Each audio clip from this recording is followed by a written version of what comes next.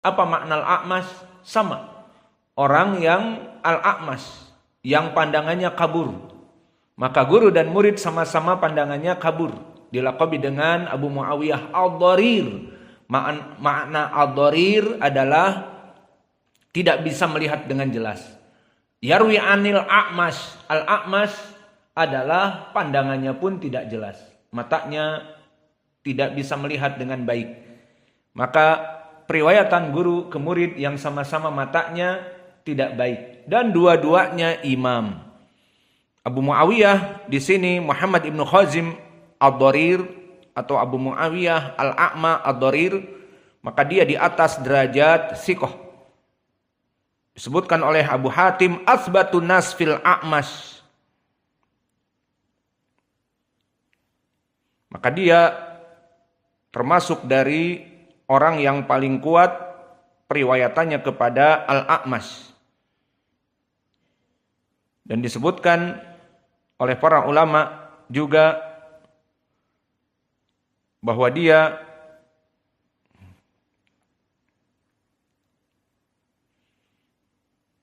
ahfad ashabil a'mas, seperti berkata Al-Hakim An-Naisaburi, dia adalah orang yang paling hafal dari hadis-hadis al-a'mas.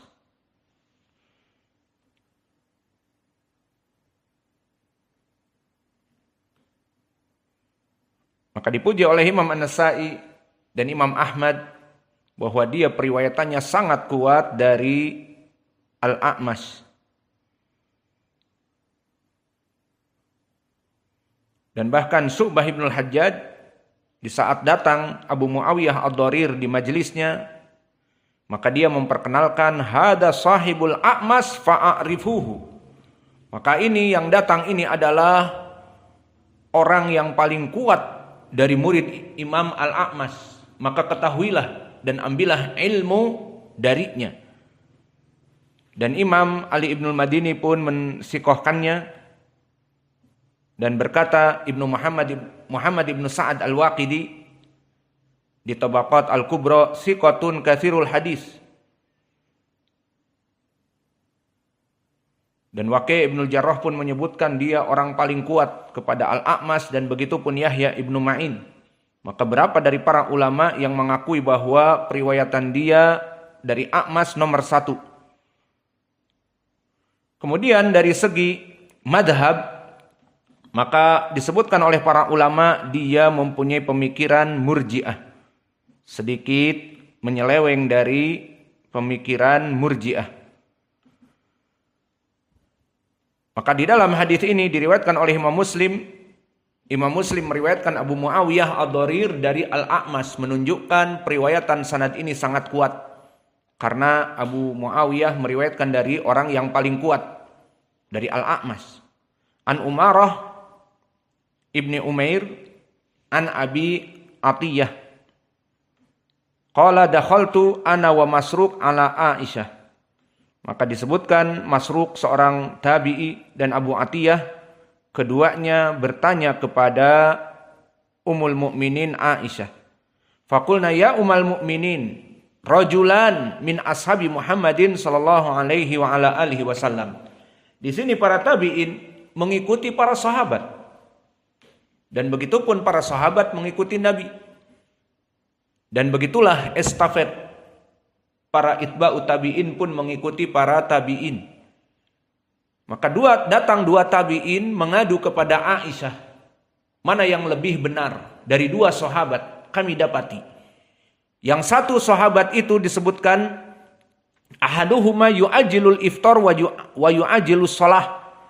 Yang mana dia jika terdengar adzan cepat melaksanakan buka puasa.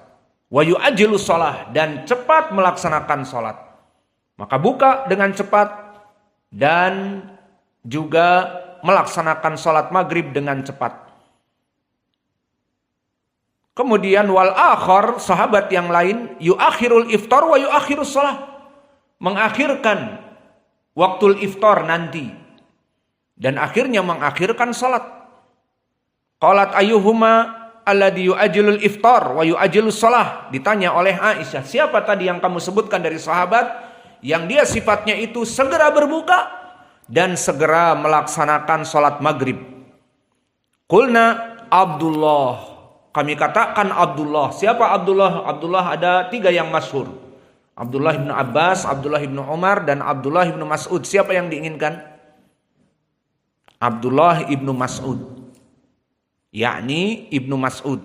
Di hadis disebutkan, qalat kadzalika kana yasna'u Rasulullah sallallahu alaihi wa ala alihi wasallam. Maka ini lafaz marfu, maka dia itu yang mengikuti Rasulullah. Karena dulu Rasulullah yu'ajjilul iftar wa yu'ajjilus shalah.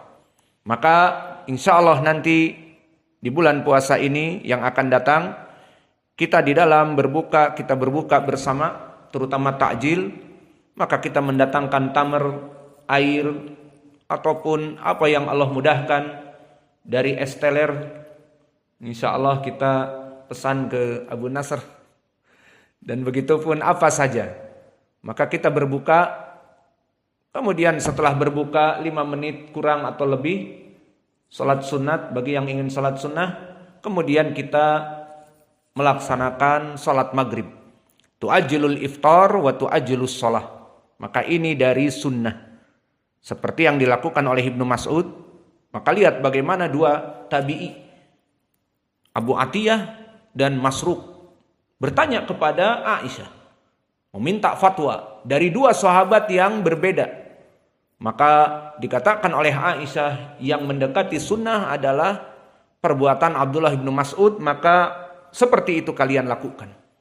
Bagaimana di sini salaf dari para tabi'in bertanya kepada sahabat, dan dari para sahabat meniru Nabi. Karena Aisyah setelah itu berkata, Ibnu Mas'ud, dia mengikuti sunnah Nabi. Seperti itu. Dan begitu pun masuk kepada hadis yang berikutnya. Hadis dari Anas ibnu Malik. Berkata penulis menukilkan dari Ibnul A'rabi, Ahmad ibnu Muhammad ibnul A'rabi rahimahullah. Qara'tu ala Ali amba'ana Muhammad ibnu Abdul Aziz Ar-Ramali amba'ana Su'aib ibnu Ishaq amba'ana Sa'id ibnu Abi Arubah an Qatadah an Anas anna Nabiyya sallallahu alaihi wa ala alihi wasallam kana la yusallil maghrib wa huwa sha'imun hatta yuftira walau ala surbatin min ma'in. Maka begitu pun di dalam hadis ini penulis beristidlal dengan hadis ini bagaimana sederhananya Nabi dalam melaksanakan takjil. Apa yang ada? Jika ada kolak pisang, ya makan kolak pisang. Jika ada sambusa dan tamar, ya makan sambusa dan tamar. Apa adanya? Jika ada bubur ayam, ya makan bubur ayam. Maka apa adanya? Walau ala surbatin min ma', meskipun dengan air. Setelah itu melaksanakan sholat dengan cepat.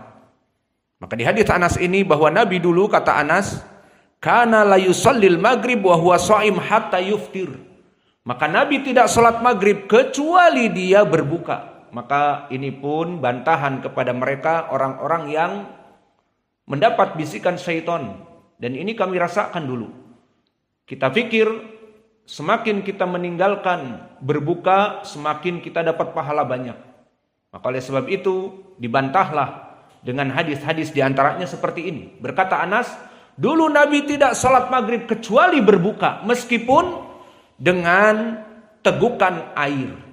Maka tidak boleh orang sholat maghrib dalam keadaan tidak berbuka dengan dalil, nantilah. Kalau ilalaban, apa makna ilalaban? Kesusu. Bahasa Jawa kesusu, terburu-buru. Kalau terburu-buru, adzan langsung buka, nggak bagus, nggak ada adab kepada Allah. Pengen cepat-cepat dibuka puasanya, sangat lapar. Tenang, rileks, nanti saja habis maghrib, kan pahalanya lebih besar. Tertulis terus puasa. Akhirnya hari itu seperti itu. Besoknya sepekannya habis isya baru makan. Kenapa? Mendapat bisikan syaitan. Kemarin kamu undur sampai maghrib. Sekarang undur sampai isya. Di saat kamu sholat maghrib lapar, sholat isya lapar, pahalanya mengalir terus. Itu benar bisikan syaitan. Maka Bagi orang-orang awam atau orang-orang yang mempunyai thariqah dan sebagainya, ada yang terbisiki seperti ini. Maka akhirnya mengakhirkan, padahal hadis-hadis menyebutkan di dalam hadis seperti sekarang ini, Nabi tidak sholat maghrib kecuali dia berbuka, meskipun dengan air minum. Dan di hadis-hadis yang sebelumnya, bahwa agama ini terus dalam keadaan baik, kaumku dalam keadaan ala sunnati. Dan juga di dalam hadis ini, la yazalu ad-dinu zahiran, bahwa agama Islam akan terus jaya dari agama-agama yang lainnya selama para pengikutnya kaum muslimin ta'jilul iftar, menyegerakan berbuka.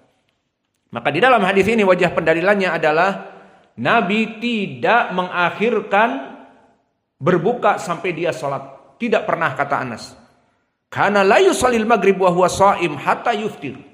Bahwa Nabi tidak pernah melaksanakan sholat maghrib kecuali dia berbuka meskipun dengan air, menandakan ta'jil al-iftar sebelum sholat. Hadis ini barakallahu fikum diriwayatkan oleh Imam Ibnu Abi Syaibah, Al-Firyabi di kitab As-Siyam, dan Ibnu Hibban dan Al-Maqdisi di Al-Mukhtar, Al-Ahadits Al-Mukhtarah, semuanya dari jalan Husain ibni Ali an Zaidah ibnu Qudamah an Humaid an Anas ibni Malik. Maka sanad ini sanad yang sahih, telah disahihkan oleh Abu Abdillah Diya Al-Maqdisi, berkata isnaduhu sahih, dan kita katakan seperti yang dia ucapkan karena Zaidah di sini Ibnu Qudamah thiqah, dan Humaid yang meriwayatkan dari Anas dinamakan Humaid ibni Abi Humaid At-Tawil, dan di sini dia mudallis. Namun di dalam sanad ini, meskipun dia Humaid meriwayatkan dengan an-anah dari Anas, maka di sini faidah, catat. Periwayatan Humaid At-Tawil dari Anas ibnu Malik, meskipun dengan an-anah dan bukan diriwayatkan oleh Imam Al-Bukhari dan Muslim, maka la yadur fil isnad, tidak berpengaruh kepada sanad. Kenapa? Karena telah diketahui al-wasithah antara keduanya. Qala Mu'ammal ibnu Ismail amatu mayarwihi an Anas sami'ahu min Thabit, bahwa kebanyakan periwayatan Humaid At-Tawil mudallis ini jika meriwayatkan dari Anas diketahui perantaranya, wasitohnya. Siapa? Thabit, dan Thabit Al-Bunani, Thabit ibnu Aslam Al-Bunani thiqah min asbatin nas dari Anas. Maka di sini karena diketahui siapa perantaranya, jadilah tidak bermasalah. Maka tadi berkata Mu'ammal ibnu Ismail, dinukilkan oleh Al-Alai di Jami'ut Tahsil, dan berkata Al-Hafidh Ibnu Hajar, kana yudallis haditha Anas wa kana sami'a aktsarahu min Thabit, bahwa dia melaksanakan tadlis dari Anas, namun banyak periwayatannya dia mentadlis dari Anas, ternyata dia dengar dari Thabit.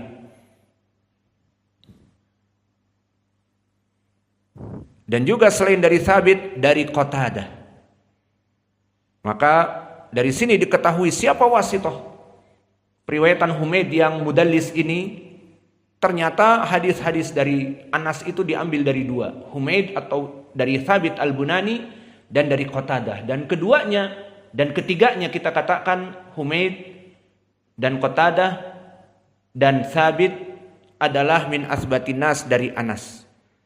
Maka dari sini periwayatan Qatadah ibnu Di'amah dan Thabit ibnu Aslam Al-Bunani diambil oleh Humaid. Maka hadis ini menjadi hadis yang sahih.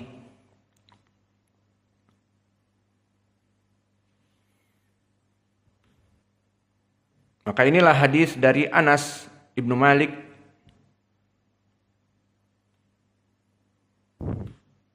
Cukup apa tambah?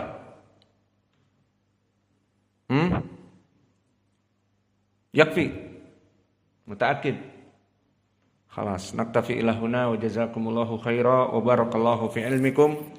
Maka kita baca 3 hadis hari ini dan insyaallah kita tasmi' di pelajaran yang akan datang. Wa naktafi ilahuna wa jazakumullahu khaira wa barakallahu fi ilmikum. Subhanakallah.